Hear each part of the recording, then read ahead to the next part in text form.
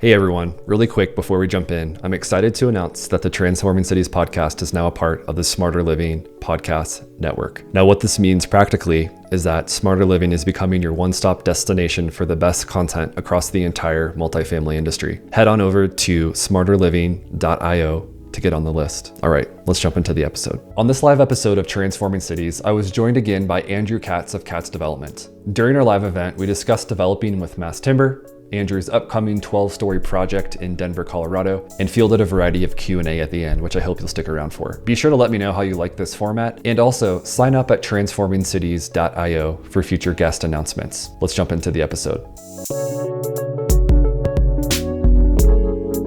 Today's live is focused on you, Andrew, and today I want to cover your company, Katz Development. Obviously, we're here to talk about mass timber. I want to get into that. Discuss those challenges and opportunities, and then really focus in on the project itself, return to form. Let's just get into mass timber. The main thesis of kind of what we were trying to accomplish was, hey, we've got this tiny little site. It's a quarter of an acre of land. It's urban infill as it gets. There's currently 3,000 apartment units under construction right now. It's a ton of supply. Whatever we do here, we have to differentiate, whether it's through design, whether it's through our product type, whether it's through our unit mix, our floor plans, our price point, whatever we do, what we settled on was differentiation through design. And so we were exposed to mass timber years ago, really, with I think our first project we ever looked at was Plat 15. Here downtown, it's an office building at 15th and Platt Street. It's 5 stories, and it's mass timber construction. And it's, I think, the first real mass timber building built down here in downtown Denver. I know there's some in Boulder and some not on the outskirts, but less in the city center. I think Plat 15 was the first down here. It's a beautiful spot. Yeah, and it just blew us away aesthetically. We were like, man, we see the value in these and the beauty in these old warehouse lofts in Lodo that have been converted to residential use, and they have this, the wood ceilings and the exposed brick and exposed concrete. And nowadays, if you're walking through a new building, the chances are it's going to look like a location and a checklist of amenities and a drywall box that is, your living unit and whatever floor plan you choose. And mass timber just seemed like such a no-brainer from a differentiation standpoint. Aesthetically, it's like you look at these old buildings in Lodo and say, well, they're, they don't make them like they used to, but mass timber is kind of the way that, maybe we can make them like we used to, in just a more modernized technology version, and that adheres to today's kind of building codes and regulations. And so we were obsessed from an aesthetic standpoint, and the further we dove into it, the more we recognized and started to learn and understand about the environmental impacts of mass timber and, its relationship to carbon and what a traditional concrete and steel building looks like when it comes to carbon emissions. And we learned that, some 40% of global carbon emissions come from the built environment, which is wild. And a lot of it comes from building with concrete and steel. And so we learned pretty quickly that mass timber actually reduces carbon emissions because, I'm not super qualified to get into the nitty gritty on U.S. forestry and the math behind it, but I'll do my best. But essentially, we all know that trees pull carbon from the atmosphere and they store it in their limbs. And when you build a building out of those trees, the carbon is all stored and locked in those limbs and locked in the glulam columns and beams and in the CLT panels. And the way these buildings come together, these buildings should and will last 100 plus years, but in the event that they, hit the end of their life and become obsolete for one reason or another, they don't just get trashed. These buildings can be taken apart, and these glulam columns, beams, CLT decks can all be repurposed and reused in other buildings. And so essentially that carbon never actually gets released into the atmosphere. It remains trapped in those wood components, basically. And so it's just the more we got into it, the more we realized that, hey, this is beautiful, but it's also like it can reduce our carbon emissions and our carbon footprint in a commercial building by like half or more, depending on how we do it. And um, and so it just seemed like a total no-brainer. There was a ton of momentum with some building code changes that had made mass timber doable. I think before 2021, I don't think the word mass timber even showed up in a building code. And so, that was a huge hurdle that developers and architects and contractors would be faced with is we want to do this thing, but it's not a prescribed building code. It's not something that's got an easy path. We're going to have to, work our way through this in a slightly undefined kind of way. And so, with the introduction of some new building codes, mass timber just really started to become a plausible avenue. I would say the largest mass timber project that I've been familiar with at a national scale has been the Ascent building in Milwaukee. Tim Gockman was one of the early guests on our podcast, and it's been fun seeing that journey. I know that he's someone that you've been able to connect with as well and learn from and kind of get some ideas from. Yep. Let's talk about some of the challenges, because you were alluding to some of the code requirements or lack thereof code guidance. And I know there's been at least an example or two that you could probably share with the viewers in terms of this has been a challenge that we've thankfully been able to overcome, or maybe there's even a challenge or two that is yet to be, fully realized in terms of a solution. Could you speak to the challenges that you're facing? Yeah. So the biggest challenge for us was, as I mentioned, 2021 International Building Code introduced mass timber as a language, basically. But there were some pretty hefty restrictions on exposure limits. So, when they introduced it at first, they were very conservative with, fire is always the big concern when it comes to a tall wood building. And the limits were set that basically of the three different types of mass timber construction, there's type 4, A, B, and C. Not to get super detailed, but basically the taller you go, the more of the wood you have to cover on the ceiling. And so if you're, let's say, 8 stories and below, you can actually expose the entire structure. You don't have any requirements to cover any of the CLT. However, when you jump into that 8 to 12 story category, you are required to cover 80% of the CLT with, essentially drywall. And then once you get up into the 12 to 18 story range, you're forced to cover 100% of the timber. And so, that did two things for us. One, it is an added cost that makes it very difficult for the project to pencil. And I can get into the details of that side of things later. But two, you're also wrapping this beautiful, renewable resource, this natural wood material with a toxic, non-reusable, drywall. And you end up kind of losing the whole charm and the whole reason that you decided to pursue mass timber to start with. And so when we started our project, we knew that was a hurdle. We knew there was some stuff in the works. We thought we would just have to go in for an individual variance to the city of Denver and get the fire department comfortable and see how it goes, and look to projects in Milwaukee like Ascent in Milwaukee that, they went 25 stories. They're the tallest mass timber building in the world. And they did some extensive fire testing to prove that, those restrictions were overbearing and unnecessary. And so we had a lot of inspiration of other projects that were breaking down some barriers. But that was a big, scary thing for us. So we went in knowing that was a deal breaker for us. We were pretty quickly put in touch with this group. It's actually a group of architects and fire protection engineers and other engineers, way smarter than us, that they actually wrote the 2021 tall wood codes into the International Building Code. And they had a proposal that they had put together to amend to the 2024 International Building Code that said, hey, we've done a lot of fire testing since 2021, or since 2019, I guess, was when that first was introduced. these restrictions are overbearing and they're preventing people from building with mass timber because it's not penciling. And based on all this new data, we think that we should be able to expose 100% of the timber up to 12 stories. And so we got put in touch with this group. I reached out. I said, hey, we're building a 12-story timber building. We need this to pass. Like, how can we help?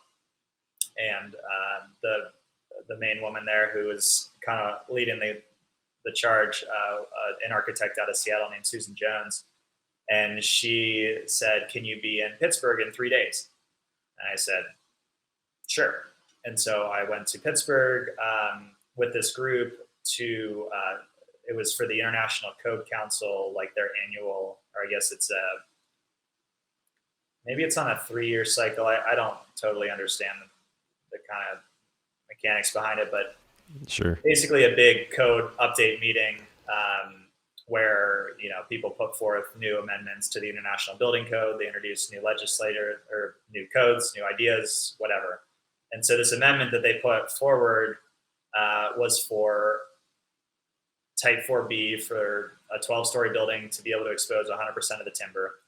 And they asked if we would come with them to testify at the International Code Council in favor of this amendment. And so, I'm totally unqualified to be there and have no business, being in a room with these people who are like writing the International Building Code, and they wanted the developer perspective, I guess, as to why we are interested in timber. So we went out there and we had to debate against the ready-mix concrete folks and gypcrete lobbyists and people who, want to tell you that mass timber is dangerous, not because there's data to prove it, but because it's scary thought that timber can start to compete with concrete and steel in high-rise construction. Ultimately, our side was able to win that kind of debate thing, and our proposal G147-21 got approved at that stage, and then it went out to code officials around the country. It got approved, based on the strength of the fire testing data that had been performed, and so it now will be written into the 2024 International Building Code that you can expose 100% of the timber up to 12 stories, which really opens the doors for folks building any kind of commercial, multifamily, office, whatever, at 12 stories. You should be considering concrete, steel, and mass timber now. And then our team, led by Dr. Greg Kingsley over at KLNA, he put forward an amendment or a proposal to the city of Denver that said, hey, this is coming in 2024. Can we adopt this early? Because people want to do mass timber here, and this is the reason why they're not able to. And so the city of Denver has been incredibly supportive. It passed unanimously, I think 13 to nothing. And, they want to see mass timber become more widespread here in Denver. And this code change is huge for not just our project, but for mass timber in general. And so, that was our big major hurdle at the start of the project that we are luckily through. And, now for other folks here in Denver, or I think Denver is one of maybe 3 or 4 different cities around the country that have adopted this early, but by 2024, most will. And so it should start to become a little easier for folks to build up to 12 stories. Yeah. Thanks for listening to this episode of Transforming Cities, brought to you by Authentic. Authentic delivers premier multifamily brand experiences and smart digital marketing. Our proven approach aims to accelerate leasing velocity, boost rental rates, and increase long-term value. Simply put, we see brand as a business asset. You can find out more at AuthenticFF.com. Thanks to Sandra for popping in there with that comment. So it does sound like it's on a 3-year cycle. So appreciate the confirmation there, Sandra. Andrew, if you don't mind, let's pivot into your project, Return to Form. Yep. I would love it if you would give the viewers an overview of the project, kind of talk about some of the design elements. Obviously, mass timber plays a huge part of that. I mean, it's sort of, priority number 1 for you guys and your team. I've got a few slides here I can kind of tap through as we talk about it. And then also for the viewers, for the listeners, if you have any questions, feel free to get those in, and we'll make sure that we can address those in the Q&A. But yeah, Andrew, take it away in terms of return to form. Yeah, so the design of the building is really centered around the mass timber. As you said, it was mass timber is challenging, and it's an expensive material. It's more expensive on a material basis than concrete or steel. It's far more expensive than dimensional lumber or light steel, which is why really it's hard to make mass timber make sense um, unless you are competing with concrete or steel. So a lot of office buildings, even at 5 stories, are typically built with concrete or steel. So mass timber made sense at Plat 15.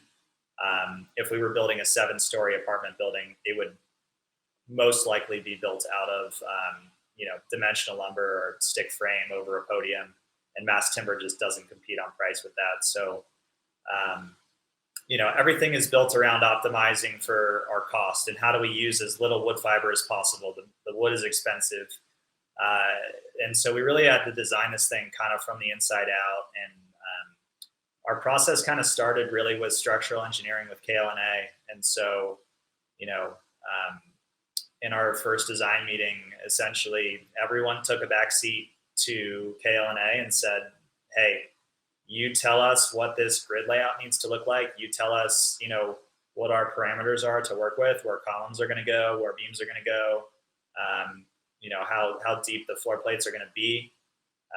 We will design units around that. We need to just start with the absolute optimized, mass timber grid, basically. And so we started there. Well, technically, we started with a 3-story parking podium. We knew we were going to be doing,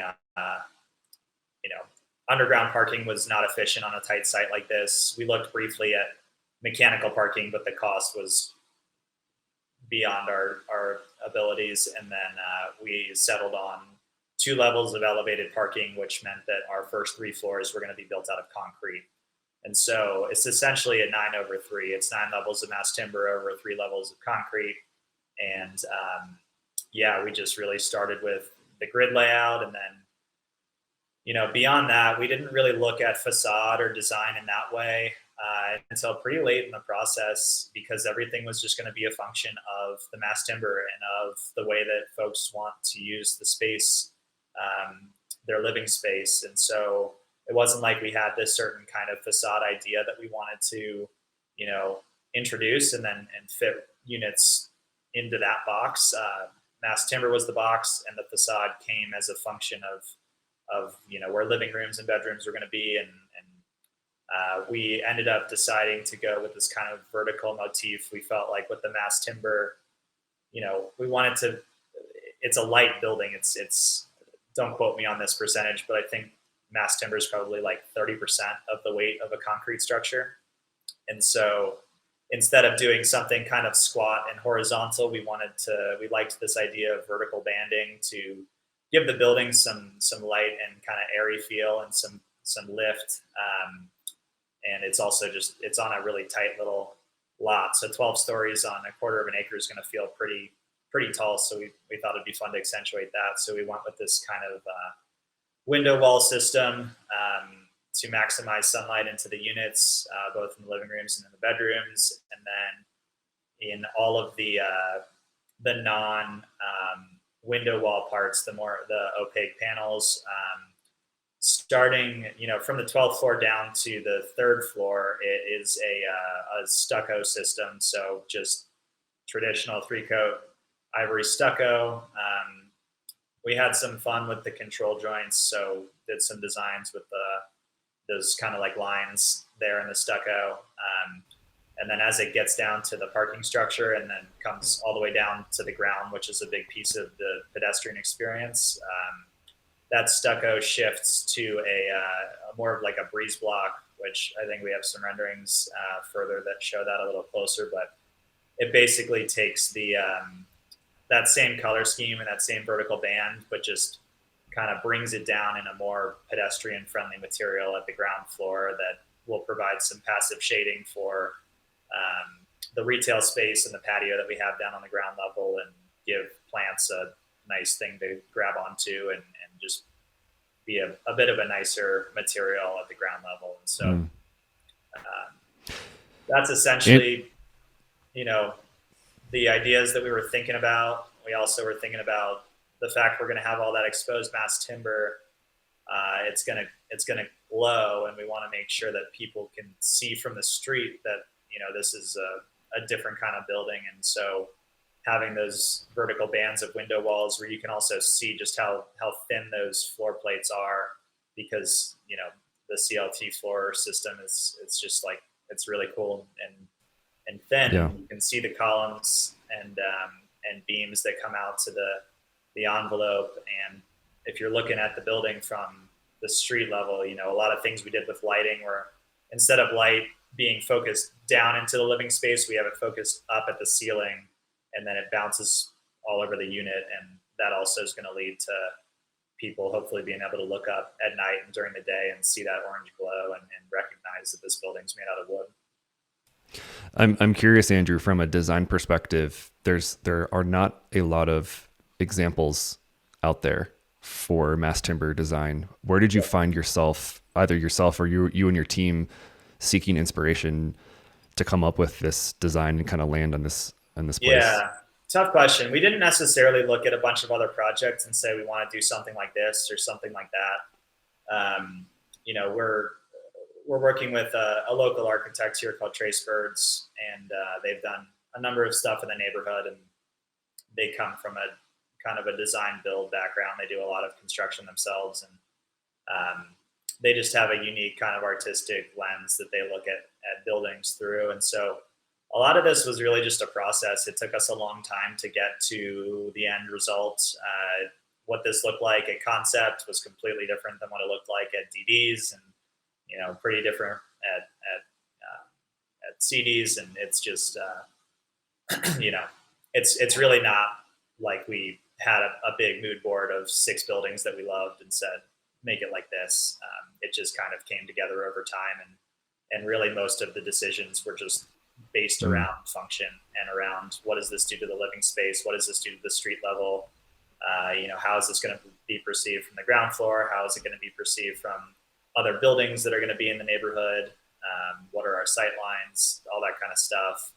And then it was more on the interiors that we took some inspiration from. We really like a project in Portland called Carbon 12, which at one point was the tallest mass timber building in the U.S., I think. But beautiful condo building that just had a really nice way of displaying the timber and making that the focus. But yeah, it was just a focus on livability, function, and natural materials, and saying, hey, we don't think that the term luxury is given by, having expensive finish materials or a fancy backsplash or, more kind of surface level things like that. We think that it comes more from how livable is this space? How does it feel warm? Are we exposing the wood in the right places? Are you getting enough sunlight? That was kind of more the way that we approached the design, and then this just fell into place in that way. So what's next for the development process here? I think you said that you are aiming to break ground this summer, or what's the latest there? Yeah, so timing wise, we're pretty well through design. We're pretty well through the city permitting process, which has been very challenging. The last 12 or 18 months or so, the city has a lot of applications in currently, and it's been a challenge from that perspective. But we hope to have our permits, by this summer. We hope to be shovel ready and ready to break ground by later this summer. It's a challenging environment right now. It's a challenging time to go out and raise equity and find construction debt, but that's the phase that we're in right now. Is we're looking to have those conversations to secure a JV equity partner and to bring on a construction lender to fully capitalize the deal, and then we'll get through the permitting process and break ground hopefully later this summer is the idea. Yeah. Andrew, as we start to wrap up, I want to just kind of put it out there. If you have anything that you want to request or ask of any of the listeners on our live today, feel free. And as you do that, anyone who's watching, please submit your questions. We have a couple comments, which has been great. If there's any questions though, feel free to submit those and we'll tackle those before we wrap up today. Yeah, I just think the overall, idea that we hope this project starts to convey to the market is that mass timber is a viable option, and it's per the code, and especially here in Denver, it's something that you can build without requiring special variances. It's something that, construction and design teams are becoming very familiar with here in Denver. There's, Oz did a tremendous job on Plat 15. KLNA is, one of the most experienced structural engineers with mass timber in the country, and we're very lucky to have them here locally. A lot of GCs are starting to get experience with it. If you're building in that 8 to 12 story range or an office building, mass timber should at least be in the conversation.